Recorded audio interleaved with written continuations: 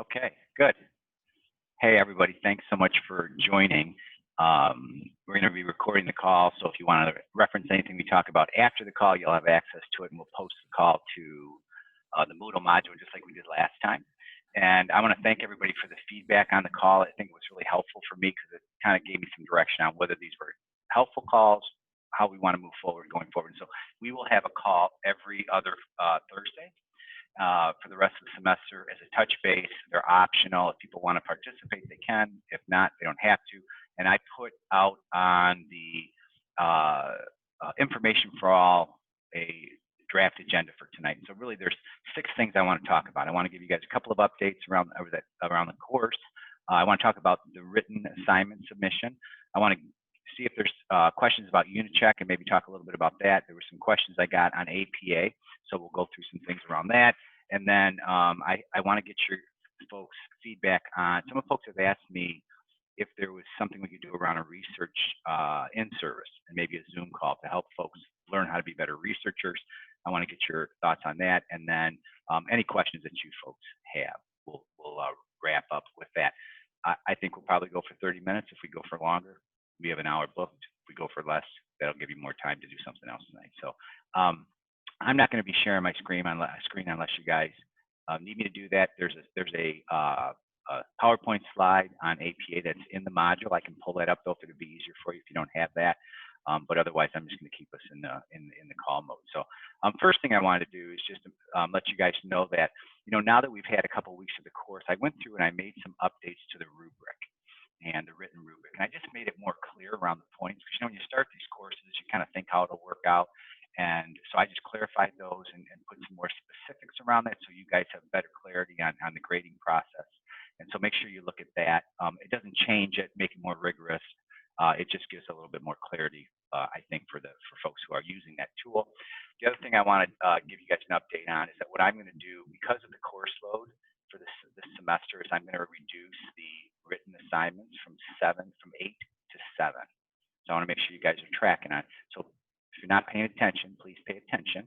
So we had 8 written assignments, and now we're going to go down to 7. Let me get my pen here.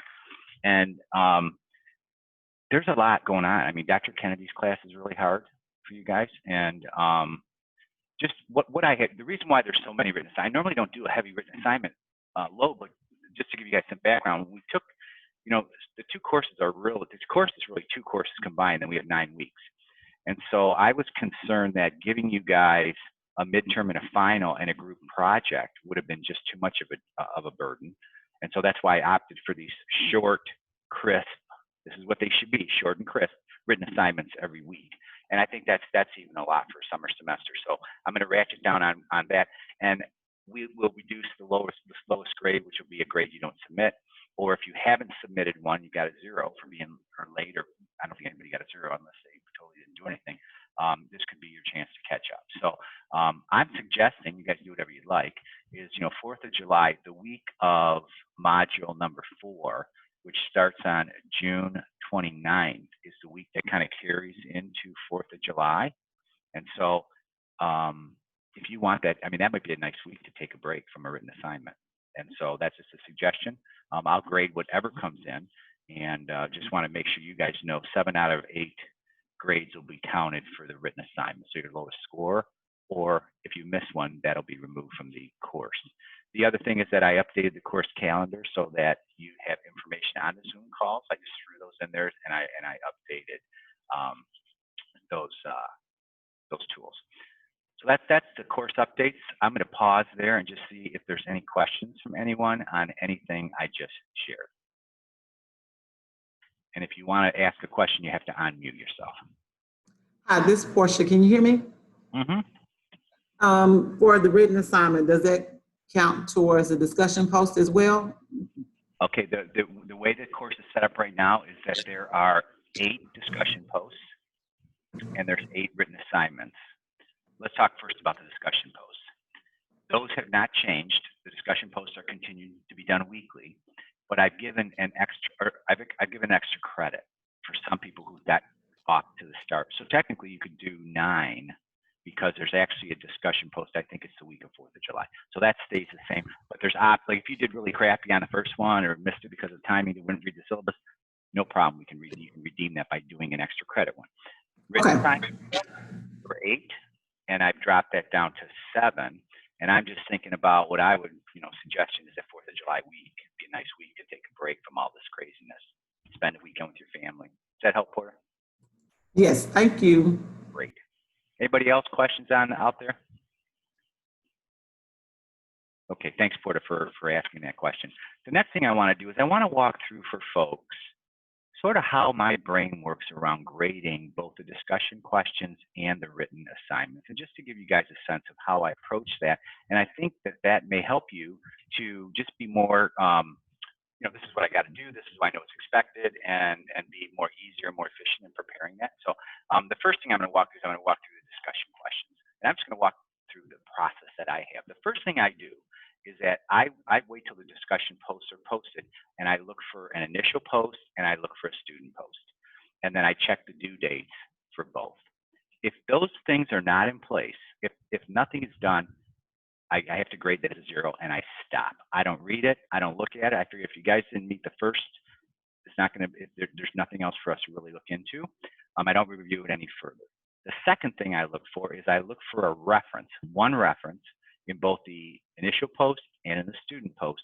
If the reference is missing, you lose a point on either of those. And if the reference isn't formatted correctly, you lose a half a point on either of those. And the third piece I look for, so I look for, first of all, timing, I look for references, and then I look for the post content. If the post is weak, and if someone just says, hey, nice idea, I love your ideas, that also calls for reduction in points. And then I read the content of it. But just so you guys know the sort of mechanics of where I'm at with that, submitting is really important. Submitting on time, making sure you begin to learn how to use references, really important. From a written perspective, the way that, let me pause there. Any questions about how I look at discussion, question, posts, and grade? Yes, please, Dr. Marian. I have a question. This is Shalini. Hi, Shalini. Hello. What I wanted to ask was the posts, actually, I did not know that they had to be APA format. I know that assignments had to be APA format. Are we saying that post also has to be APA? Yeah, the references. You're only writing 300 or less words, right? So it's the references that should be APA. That's a great question, Shalini. Thank you. Yeah, great. So I'll move on to the written assignments now. There's really 5 things I do when I look for when I review the written assignments. First thing I do is I do look at the unit check report, and I make sure that the paper got through that. I look at the results. I also look at the length of the paper to make sure, because you guys do not want to be writing papers that are more than 1,000 words, and less is acceptable if you clearly identify your ideas. But I just look at the number of words just to get a sense of sort of, it's hard to answer those questions in 300 words, so that may raise my level of, looking at things maybe a little bit more closely. But I do look at the length, and then I definitely go right for the references. I go for APA, and those are like the first things that hit me. And so I guess the takeaway I want you guys from that is that, remember, packaging is really important, because if things aren't right, people are generally in business going to look more deeply at things. Okay, when you turn in a PowerPoint presentation or a report to your boss and it doesn't look right, it doesn't meet minimal requirements, they're immediately going to start checking the numbers. They're going to start questioning it. So I really do have a method to my madness and why I'm so picky about these things. And so regarding those sort of mechanics, I do look for those things. I look for the APA formatting. I make sure if it's not double spaced, and if there isn't a reference page that's separate, and if the reference pages it's not properly formatted, immediately that's a yellow flag that says, wow, I don't think the person's really grasping the APA format. And so those are important things. And then I actually get into the content of the paper. And when I look at the content, there's really 4 areas that I really look at. I look at, first of all, did you answer the questions in the assignment? And so if you notice, I try to structure the question. So I say, what are the 3 things? Or how do the 2 things relate? Or define this. And so when you're sitting at your desk trying to get ready to prepare a written assignment, make sure you're only answering that question. that you're not over-rotating on it, you're not thinking too much about it, you're not writing and feeling you need to write a book and getting overwhelmed. Really look at what's the purpose of the question, because every one of those questions, if you notice there's a little brackets with a CO and a number in it, what I have to do, and this is something I've just learned in academia as I've sort of gotten baked into this space since I left lacrosse, is that the program has something called program learning objectives. And those are learning objectives that the accrediting body called SACS is looking for in the program so that we can give you guys a master's degree and you guys are coming from an accredited program. Every one of those PLOs are delivered through the different courses, and every course needs to have a course objective. For this course, there's 8 or 9 of them. I then have to demonstrate to the regulators that every single one of those objectives was assessed for during the course. And so that's what the CO stands for. It says that, you know what, this is the question that maps to the course objective. And if you go to the syllabus, you can see with the course objective how that maps to the PLO, the program learning objective. That's probably way too much information for you guys, but there really is, especially if you work in an area in the plan that's focused on accreditation, or if you work in a hospital. I mean, even academia is full of regulations. And so very important that you answer that question specifically. And that's what I'm looking for. Can you answer that question specifically? And I want to make sure that you're articulating the concepts in your own words. And that's really where I think really learning takes place, when you get some ideas, you catch on, and then you're able to repeat them. And so looking for the requirements of the question being responded to. For example, the one we just had, I think that we were to look at the steps of the process for doing an external analysis. There's 6 of them. The first one is prepare, get ready, right? So that's what I was looking for in the paper. People gave a lot of different answers about what the first step was, or even what the steps were. But if you went through the PowerPoint slides, you'll see, wow, here it is. These are the 6 steps.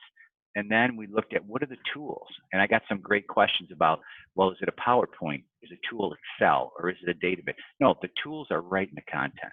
So I'm trying to be as clear as we can, not trying to hook anybody. So, so looking for those pieces. And then I love when you guys share, and many of you are doing a really good job at this, and I think everybody can get to the place where you're all doing a great job, is how does this relate to the real world examples? And then lastly, then I grade on, of course, APA format, and that's, I clarified that in the rubric. So I'm going to pause there. That's basically how my brain works around grading these assignments. And so I'm here to help you guys get really good grades. And so I'm not looking for ways to take off points, looking for ways to give you guys credit for the hard work you're doing. So I'm going to pause there about the written assignments and see if there's any questions about the written assignments, or even about discussion questions I talked about earlier, or even about the written assignment that's going to be removed.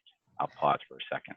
The one thing that you said right before the last thing, I missed that. I didn't hear what you said. Something about you love when we do something, and I didn't hear what that was. Oh, yeah, Liz, that's a great question. I really show it, you know, because this is all about demonstrating competency, right? So I think it's really great when you guys can take the concept and throw it into your work experience, or you can say, man, this really relates to my job. This is how I'm going to do this. Because the reason why you're getting this degree is to help you be a better leader in your organization. You know, and I know Kim Aberneth and I were talking during the weekend, and she was saying how she's just learning so much that's so helpful for her job. And that's the goal of this, right? Because this program is built so that you can learn things that can help you be a better leader. And so, I mean, even the 6 steps of the external analysis, when you really think about it, applies to a lot of things. It teaches that we learn how to think through it. Does that help, Liz? Yes, it does. Thank you. Okay, great. So, so that's the. If there's no other questions. Can I ask a question, please? Yes. So I really like to put in diagrams, like Dr. Porter has his diagrams, right, online. I can find those. If I put those in my document, is there any special citing I need to do? Because I don't want to break rules, but visual diagrams are really great. And even if I take it from your PowerPoint, how would you guide me, please? Yeah, that's a great question, Shalini. And we're not going to have time to go through and do a full APA overview, but I'm going to give you guys some tips on APA. And when we go out to the APA, I'm going to take you guys out to the APA site. let's look at diagrams. I know some of you have done a great job. Shalina, I forget there were a number of you who, not a number, but there were maybe 3 or 4 who put a picture in the submission. Really helpful. But remember, if it's hard for you to do and it's taking you more time than it's bringing value, you know, the goal is to get the assignment done before Sunday night at 11 o'clock at night, right? So I think it's great, but you want to make sure it's manageable, what you're trying. If you have trouble formatting it, if it looks hokey and you're not good at doing that kind of thing, you don't have the experience in Word, whatever. But we'll look at APA and we can look up. I believe you have to cite the reference right in the diagram, but we'll have to look to see if the sample paper has a figure or a diagram in it. It probably does. Thanks, Shalini. Anybody else? Yes, I just have one question. I know that you now want a cover page. Do you want us to number the pages as well now or no? You know, the APA says you should. There's some things I'm not going to, you know, sweat over. Once people see, the goal of APA is really what it does, believe it or not, is when you're examining, when you're reviewing 40 papers, it makes them easier to read. There are so many intricacies that I'm not going to be able to look at every single detail. I know somebody shared with me this week, I screwed up on a reference because she had added the page numbers, and I didn't think that was how it was, but it's been so long since I had looked at that. So I'm learning too. I'm not the expert at it. When you guys get to your doctoral programs and you want to submit your dissertation, even in the final project, and really you're going to see throughout this program too, people are going to get more and more focused on APA. Some instructors might begin to be more focused on that. I think it's good to learn how to do it, and I think that I know that the paper itself, the APA has a page number requirement. The reason why I asked you guys to submit a cover sheet is just because it's hard for me to find your name on it sometimes, because people are putting names in different places, and so I wanted to get some consistency. Does that help, Natalie? It does. Thank you. Great. All right. So, and Natalie's great segue. Thank you for bringing that up. I asked you guys, going forward, what I'd like to do is I want to get a little bit more consistency around the submissions, and so I'd like you guys to submit a PDF, and I've adjusted Moodle so it'll take a PDF. And if you could also include a cover sheet with your name on it, so that would really help me, and then label the file the way I outlined it, because it's a little bit of a juggling act for 40 papers, you know, to keep them all organized. And I want to make sure, I don't want to be posting the wrong person's paper to my feedback, to your feedback folder, et cetera. So having the format of the name will really help me, and I really appreciate you guys doing that. Some people are already starting to do that. And so that's the last thing regarding the written assignment. I hope that the feedback mechanism, that I'm trying to find the best way to get you guys feedback quickly, and so I'm using the iPad with an iPad pencil. And if you can't read my writing, just make it really big. Maybe that'll help. But if it's just not, if this is not working, then tell me, and I will do something different. But I was trying to put the feedback directly in the paper, because if we were in a face-to-face class, you guys would be dropping those off, and I'd be passing them back out to you. So it's working for me. I'm totally open to optimizing. If it's not working for you guys, let's find a new process. So that's enough on the assignments and on the submission. I want to move into just briefly talk a little bit about unit check and make sure that I'm getting reports. They're looking really good. I want to make sure if there's any questions about how you do it, or even the why, that we answer those questions now. So I'll pause to see if people are having questions with unit check, and if not, we'll move right on. It's Portia again. I had a question, like the report that we get with the percentage, what does that represent? Oh, that's a great question, Portia. What it shows you, and there, just as an FYI, there is a link in the information for all module that takes you to a student page for unit check. And basically what the percentage actually gets delivered in either a green, yellow, or red rating. And then there's numbers attached to that. And basically what that tells you is it tells you the amount of content in the paper that is a direct language, either from another paper that's been submitted to the university, because a lot of times students will use the same paper multiple times for different courses, it also scans the internet for those words that are in your papers, and then it also looks at all of the literature and looks to see. So a good thing is when you see, you know, a statement and then there's a citation in APA format. It's usually highlighted in blue or something. That's good news. But sometimes, and you guys have done a good job at this. You students will submit papers, and the whole paper is a cut and paste from another document. So so red, yellow, green means the percentage of the content that is directly pulled from another source.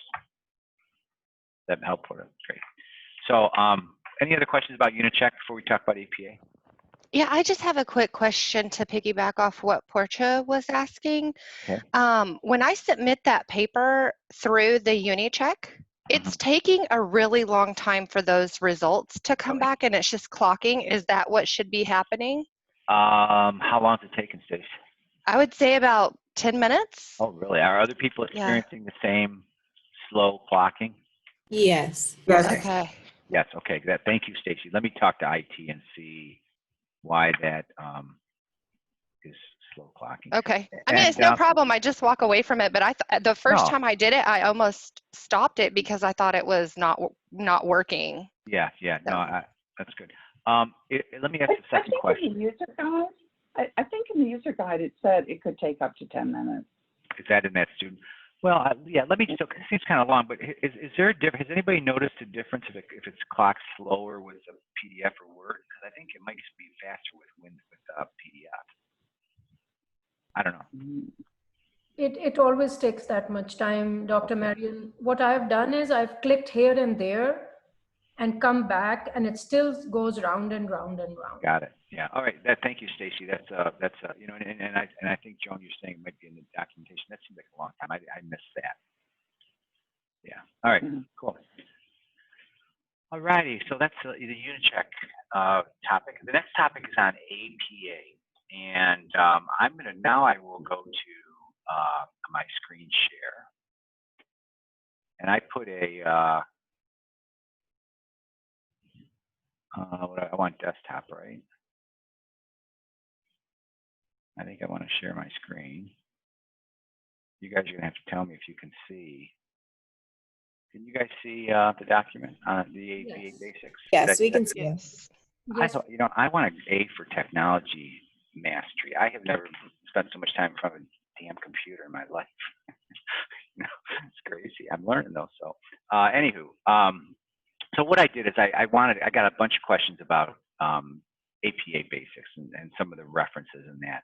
And so what I did is I took 4 bullets that I thought would be helpful based on the questions that we were getting. And then we'll go out to the Purdue Online Writing Lab. I want to just go out there and make sure you guys are seeing where that is. And this is all in the module under Information for All. And so basically, you know, the first point is, you know, follow the author date method in the text citation. And so whenever you are citing an author's work, it's very simple. It's the author's name and it's the publication. If there's more than one author, there's also a correct format for that, which you can see in the Purdue Online Writing Lab. The other piece that you guys may want to consider is that, you know, there's an APA manual that's actually a publication manual. The 7th edition is out. You may want to consider if you like paper, this is a textbook or really a reference book. It's about $20 on Amazon. I think you can get them used sometimes. If you want the most current version that, you know, you're going to use it throughout the program. You're definitely going to use it at the end of the program when you do your formal project, which there'll be a lot of writing there. And so, you know, if you're good with paper versus going out to a website, you may want to get that book. I know when I did my doctorate, that book was thumbnailed, and because there's only certain things you really focus on. But it was good to have that handy and that resource available. So you can find that on Amazon. So again, first name, date of publication, and then an idea from another work, but not directly quoting material, make reference to an entire book or chapter. This is where we get into, you only have to make the reference to the author, year, and the publication, and not the page number in your text. Okay. That's the piece we got into the confusion around the page number. When you though directly quote from a place, the 3rd bullet, that's where you should use a page number. If you're actually going through a specific, if you're directly quoting, but if it's an idea versus a direct quote, that's where I got confused around the page number. So whoever had that page number that I marked a point off or whatever, and then I reapplied that. This addresses that piece. And then every single reference that you cite in your paper needs to be on the reference page, and the reference page has to be its own paper, its own sheet. So that's basically the technical pieces of it. But really, when do you cite a reference? I know some folks had cited, there was 2 examples. One was a FedEx example, and one was another organization. Folks asked me the question, what was that about? And I was trying to get, what I was trying to just sort of push on was that when you put, really things that are common information, or information that I'm not sure what exactly the reason is for putting the reference there. Because remember, the reason for you guys putting a reference in a document is because, as you prepare for scholarly submissions and where people start consuming what you produce, you want, readers are going to want to be able to go to a particular citation in a paper or in a study you do and be able to read more about it. And so you kind of want to think through, if you're going to put something in a submission, what is the rationale for putting it in there in terms of citing the reference? If it's a common, understood, known fact that you're just kind of making a statement on, it may not need a reference. But always make sure if you're going to put a reference in a submission that you're talking about that reference and the reference is cited near that section. That's right. I think I got confused. I wasn't really sure what the reason was for those different submissions. So I'm going to pause there and see if there's any questions before we go out to the website. Professor, I have a question about URLs. Mostly, I at least go to the internet and find dependable sites, college sites and other sites, but this doesn't tell me very clearly how to cite URLs, because page numbers truly don't work for URL citations because it goes on and on.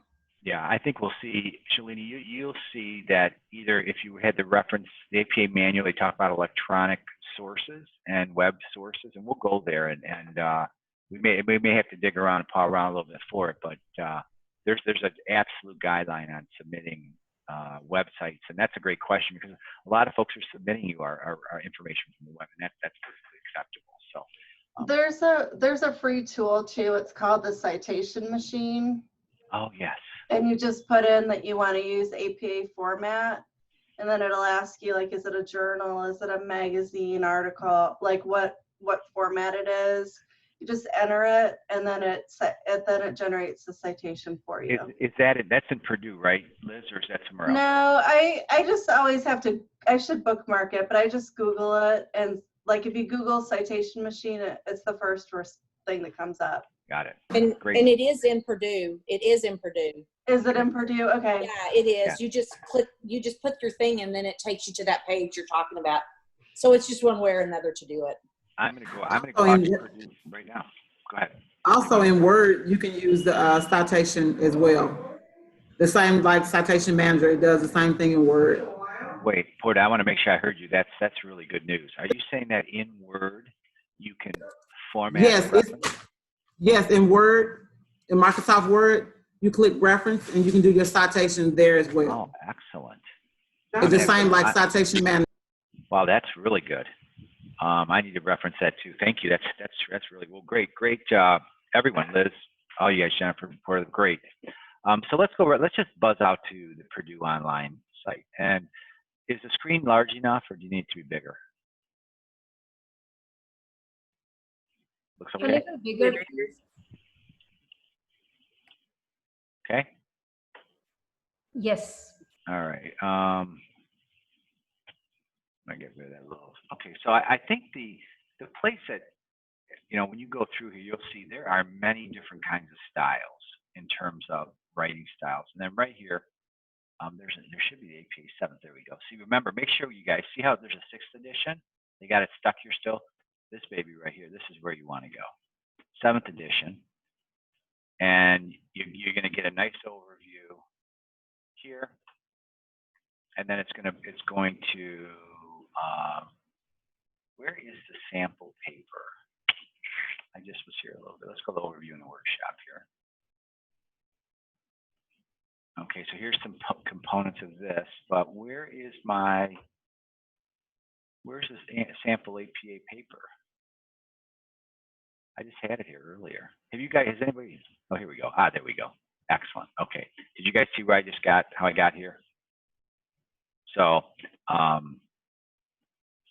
this right here is all of the information. So you can find Selene under here. You could find electronic sources, you know, tell you how to cite a web page, boom, very clear.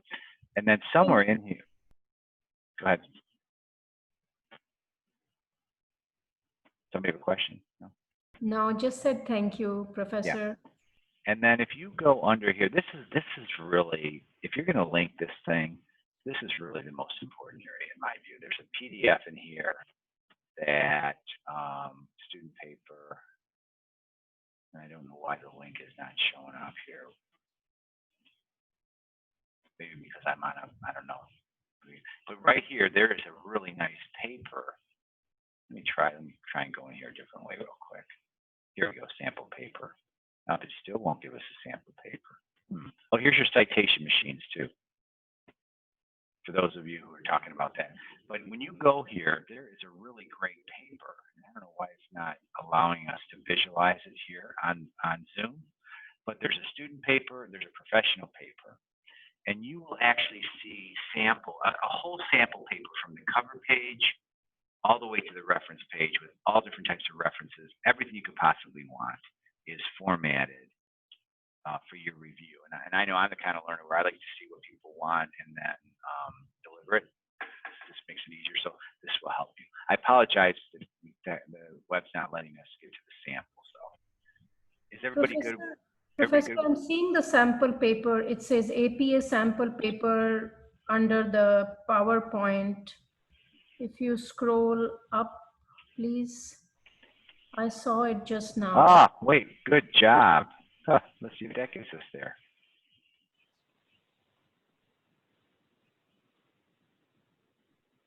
Huh.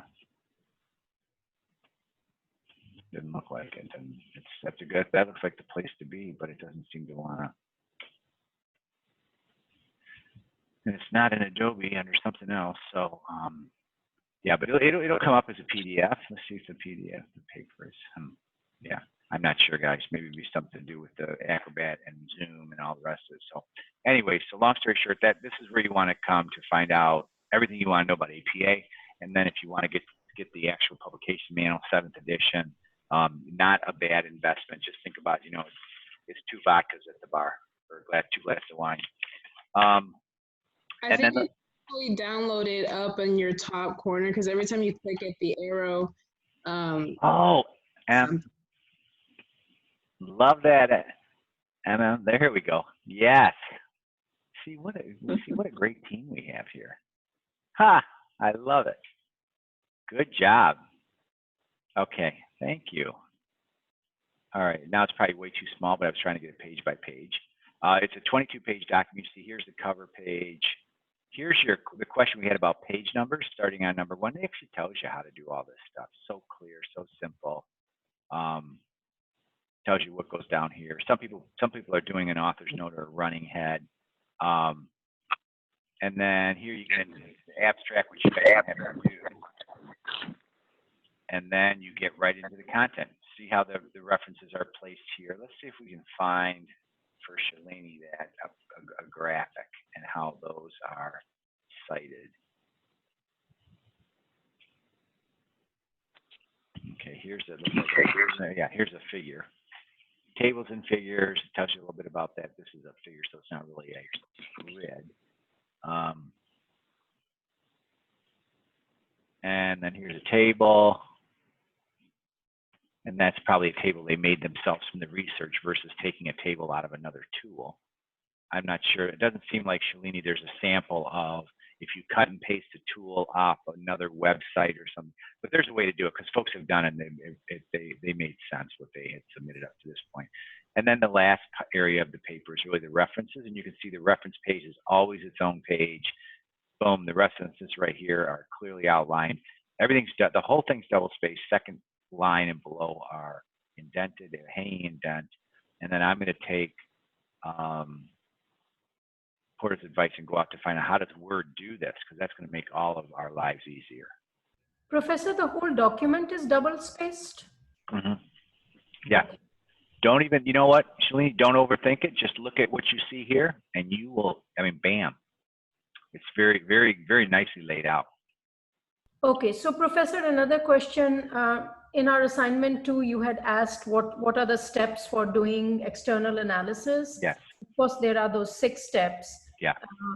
So the step wording itself should be reworded because I didn't want to copy and paste. I tried to reword even those step names. So I just thought some guidance from you would be awesome. I am comfortable with you. If it said that what are the 6 steps, I'm comfortable if you were to describe those, to cut and paste the steps. But what I'm hoping is that the steps will mean something to you, and you'll be able to put them into your own words when you talk about. Because the question was what are the 6 steps? I mean, you need to put them kind of like they are, right? What are they? And yes. So that's yes. where that's when you're gonna really show that you are taking the concept and reflecting on it and beginning to make it something that's understandable to you that you can put down on paper and that you can write about. Okay, sounds great. I just wanted to know the few words that name that step can be reused, and of course the description will come from our own understanding. Yeah, no, I'm totally comfortable with it. And some people did, I know Joni did this and some other folks, they used an outline format, and some of these questions are easier to answer that way. I'm totally cool with that. I just want to make sure you guys are answering the question and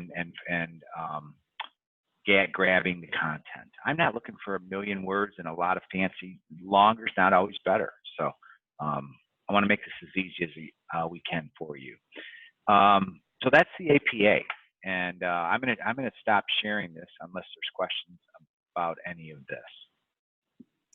Hey, Dr. Marian, this is Miriam. I just have a quick question about the cover page. Yes. For our cover page, do you just want us to have our name in the topic of the discussion, or just our name? You can just to get into the habit, because again, boom, take you 2 seconds. Show the title of this. Maybe put the question here, name.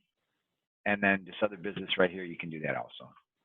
But the main thing is I need to see your guys' names so I know whose paper I'm grading. Because otherwise I'm having to save your files with a name in it. Because I'm not correcting it in Moodle. Moodle is too challenging. So.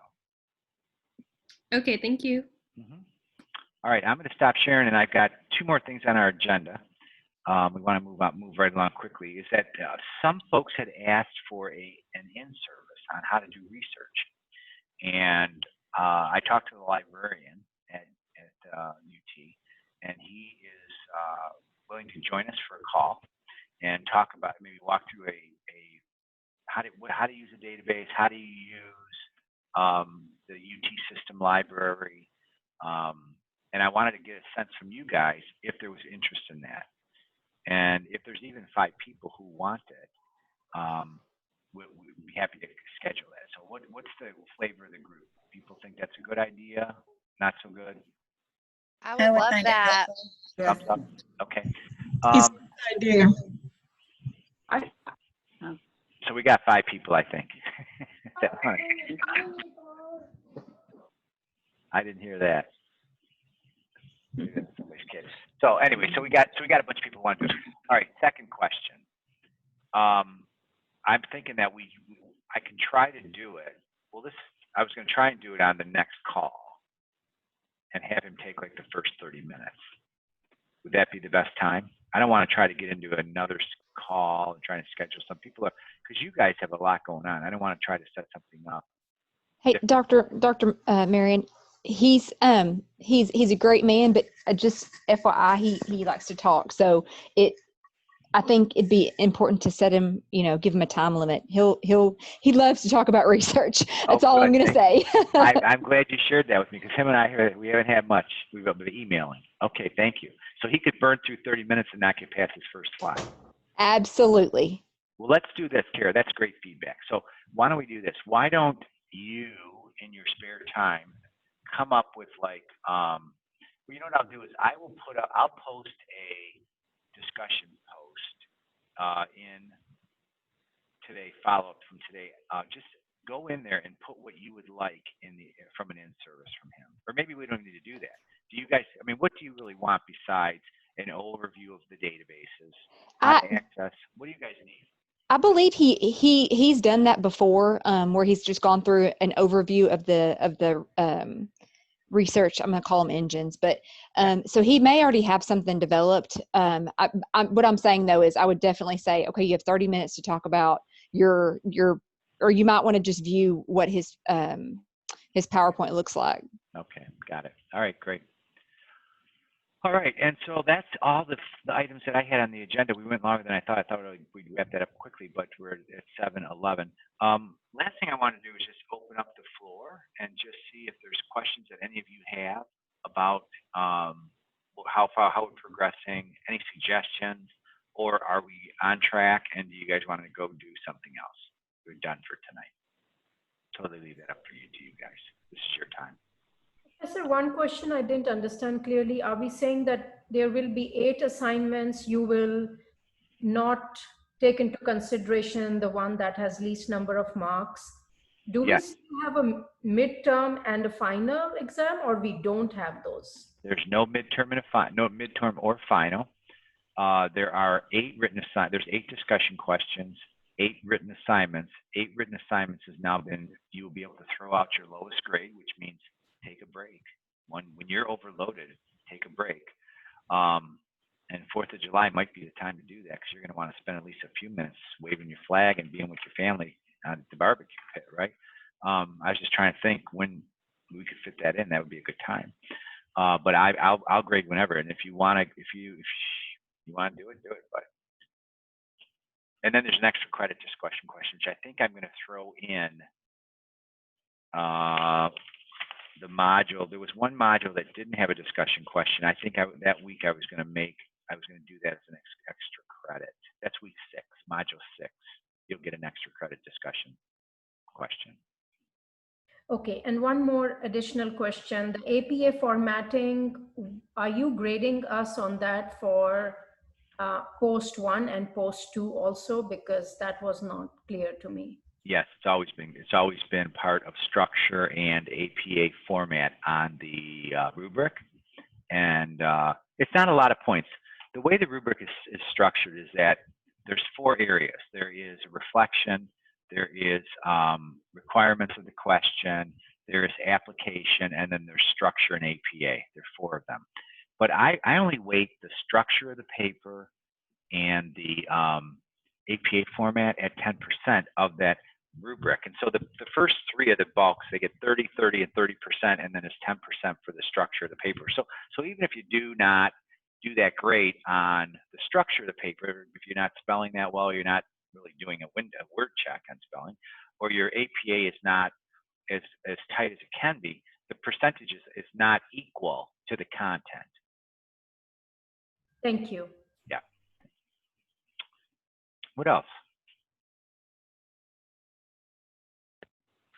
Dr. Marion, it's Kennedy. On the when we submit our draft through the UniCheck, is there? I know you said it goes through green, orange, yellow.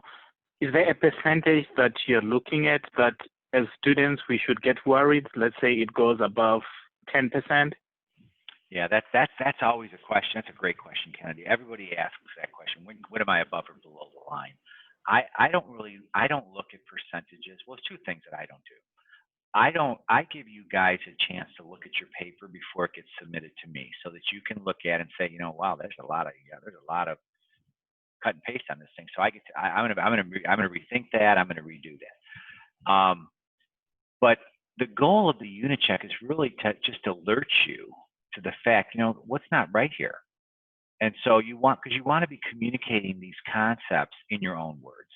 And so I don't really get into that, Kennedy, in terms of, because, you know, it's really, because sometimes, like,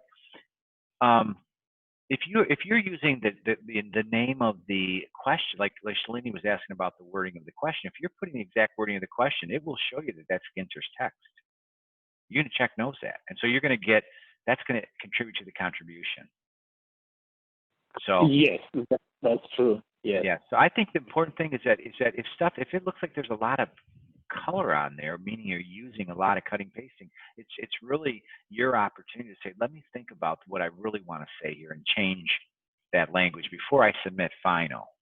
I don't look at the drafts either. When you guys submit those drafts, that's why I put that first option in there. I'm not interested in that.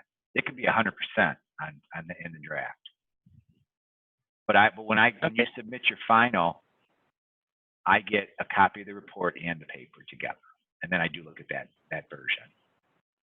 Okay, thank you. That helps. Great. What else? So, is the Unicheck mandatory, or is it just at our discretion? It's at your discretion, Emma. And so you can do it if you want or not do it. But when I get the report, you know, if I was to get a report that was all cut and paste and it was the final submission, you're basically saying that, you're adhering to the requirements in the syllabus. And this, I'm not saying this about any of you guys, because I don't believe that the average student's involved with this, but the academic integrity of the program and of the university is that there's a whole bunch of stuff on plagiarism in the syllabus. I don't even put that in, it's mandatory. And that's to avoid students, because there's so many opportunities now for students to buy papers online. Like, I ain't buying a paper online as a student. I mean, I'm not paying anybody to write a paper for me, especially 1 page or 1,000 words or whatever. But there are people doing that. And so they're buying their degrees, and so this is just sort of more. And as more and more now learning moves to remote, like what we're doing here through the online program, it's even like taking the exam. How do you really ensure that students aren't sharing information through chat or whatever? So anyhow, what else about anything? All right, everybody. Well, I hope you guys have a great next couple of weeks. Some of you guys have been reaching out. We've had some good calls and some Zoom calls and email exchanges. I welcome that, and also some conversations about other stuff. Kim, I just saw your video go on. You have a sunset, but you have the moon behind you. We can't hear you, though. Can't hear you. You're on mute. She's talking on mute. She can't hear you. We can't hear you. Get that off of there. I'm sorry. That's why I didn't show. Are you in a spaceship or what? It was something with my children, and I don't know how to get rid of it. We love it. We love it. We love you too. So glad you came on and showed us that cool background. All right. Go. I mean, we're not going to beat this in depth. Going, gone. Have a great night, everyone. It's really a pleasure for me to be with you guys. I'm enjoying your papers. Let me tell you this last thing. They've gotten so every week. I mean, tons of improvements. So keep at it, and we'll talk in a couple of weeks or sooner.